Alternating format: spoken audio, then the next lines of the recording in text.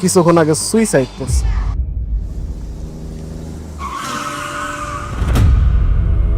দর্শক, আজকের পর্বটা কিন্তু একদমই মিস করবেন না, কারণ আজ একদিকে যেমন সামনে এসেছে একটি মর্মান্তিক সত্য, অন্যদিকে শেহজাদের একটি সিদ্ধান্ত পুরো গল্পের মোড় ঘুরিয়ে দিয়েছে।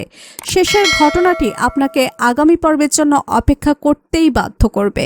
আজকের পর্বের শুরুতেই দেখা যায় ঋতু বারবার চেষ্টা করছে শেহজাদের হারিয়ে যাওয়া স্মৃতি ফিরিয়ে আনতে।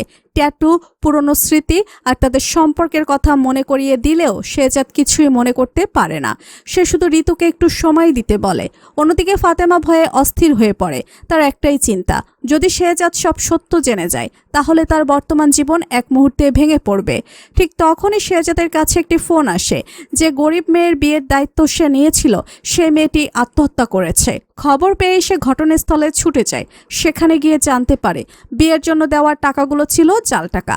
সবার সামনে অপমান সহ্য করতে না পেরে মেয়েটি নিজের জীবন শেষ করে দেয়। এই ঘটনা শেহজাদকে ভেতর থেকে ভেঙে দেয়। সে সরাসরি ব্যাংকে গিয়ে সবাইকে শান্ত থাকতে বলে এবং জানতে চায় তার চেকে জাল টাকা এলো কিভাবে। কিন্তু ব্যাংক কর্তৃপক্ষ দায় স্বীকার না করে উল্টো সাধারণ মানুষকে দোষ দিতে শুরু করে। তখন শেহজাদ আবেগে ভেঙে পড়ে। এই জাল টাকার জন্য আমি আমার বোনকে হারিয়েছি। আমার বোনের জীবন ফিরিয়ে দিন।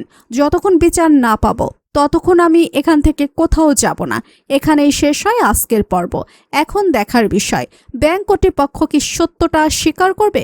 শেহজাদ কি তার বোনের মৃত্যুর বিচার পাবে, নাকি এই ঘটনার পেছনে রয়েছে আরও বড় কোনো ষড়যন্ত্র?